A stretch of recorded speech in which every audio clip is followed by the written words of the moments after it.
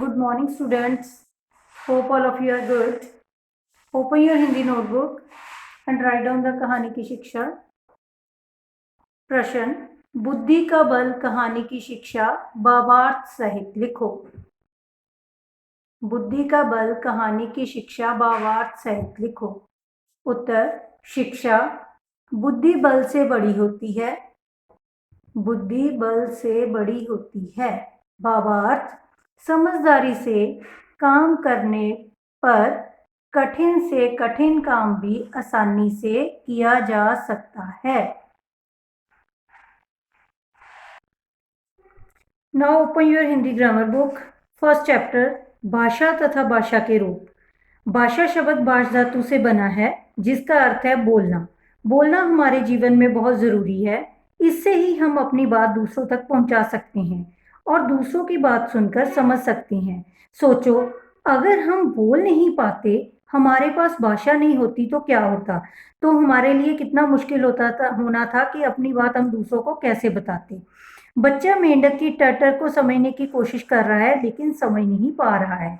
बच्चे एक दूसरे से कुछ कहना चाह रहे हैं, लेकिन कह नहीं पा रहे हैं. इन पिक्चर्स में ये चीजें बताई गई हैं. देखो बच्चों, भाषा के बिना हमारा जीवन कितना बेमतलब होता है. हम मम्मी से आइसक्रीम खाने की जिद कर पाते हैं और ना ही खिलौने लेने की बात कह पाते. इस प्रकार हम भाषा की सहायता से अपने विचारों को एक दूसरे तक पहुंचाते हैं और समझते समझाते हैं. भाषा एक ऐसा माध्यम है जिसके द्वारा हम अपने विचार दूसरों को बताते हैं और दूसरों के विचार खुद समझ पाते हैं कि वो व्यक्ति हमें क्या कह रहा है. नेक्स्ट, भाषा के रूप. एक बच्चा बोल रहा है तथा बाकी बच्चे उसे सुनकर समझ रहे हैं. यह भाषा का मौखिक रूप है.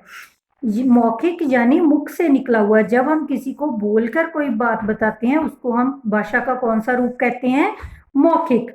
हम बोलकर अपनी बात दूसरों तक पहुंचाते हैं मौखिक तरीके से. अध्यापिका लिख रही हैं और बच्चे उसे पढ़कर समझ रहे हैं. यह भाषा का लिखित रूप है. लिखित यानी लिखा हुआ. जब अध्यापक कक्षा में बोर्ड पर लिखता है और बच्चे उस लिखे हुए को देखकर समझते हैं, पढ़ते हैं, वो भाषा का लिखित रूप हो जाता है. हम लिखकर अपनी बात दूसरों तक पहुंचाते हैं. वो किसके माध्यम से पहुंचाते हैं? लिखित रूप के माध्यम से. बच्चों, इस संसार में सभी प्राणियों, जीव जंतुओं के लिए भाषा बनी है. मानव की अपनी भाषा है, तो जीव जंतुओं की भी अपनी कुछ बोलियां हैं जो वे ही आपस में समझ सकते हैं. जिस प्रकार हम अपने शब्दों के द्वारा दूसरों को अपनी बात बताते हैं और दूसरों की बात समझते हैं, इसी प्रकार संसार में जितने भी जीव जंतु और प्राणी पाए जाते हैं, उनकी भी अपनी अपनी भाषाएं हैं, जिसके माध्यम से वो अपनी बात दूसरों को बताते हैं.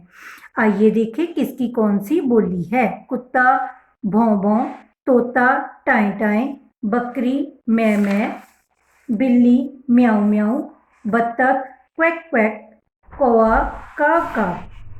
ये है पक्षियों की बोलियां और पक्षियों और जानवरों की बोलियां. कोयल कूकती है, कबूतर गुटरगू करता है, हाथी चिंगारता है, शेर दहाड़ता है, चिड़िया ची ची करती है या चहचहाती है, गाय रंभाती है.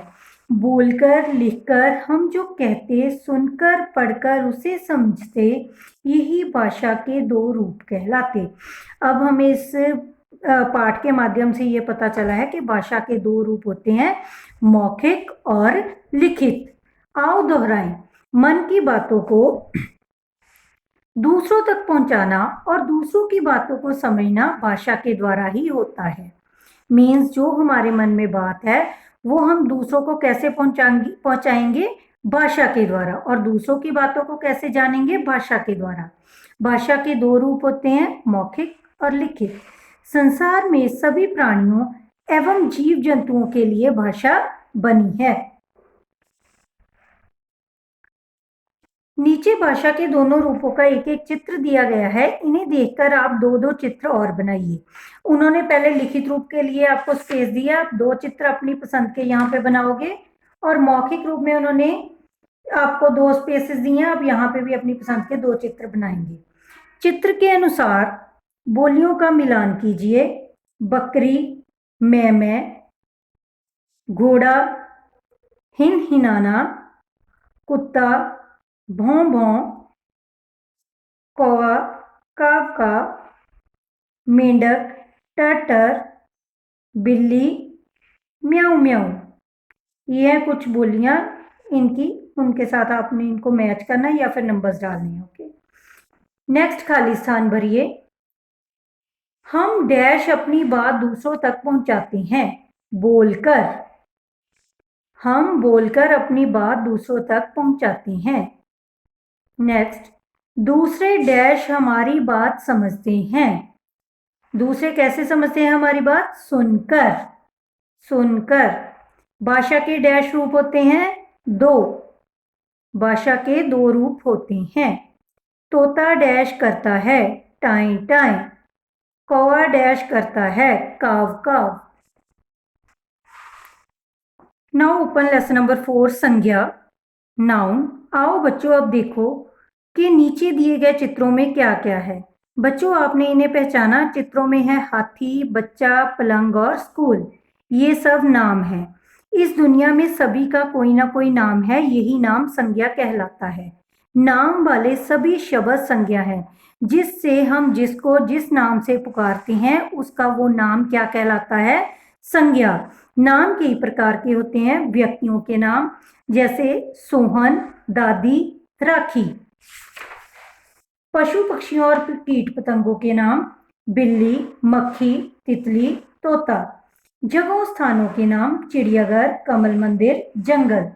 वस्तुओं के नाम घड़ी, कुर्सी, खिलौना। इस प्रकार हमने क्या देखा कि हर चीज का, हर वस्तु का, हर व्यक्ति का, हर पशु पक्षी का अपना अपना नाम है, जिनकी वजह से हम उनको जानते हैं कि ये क्या चीज है।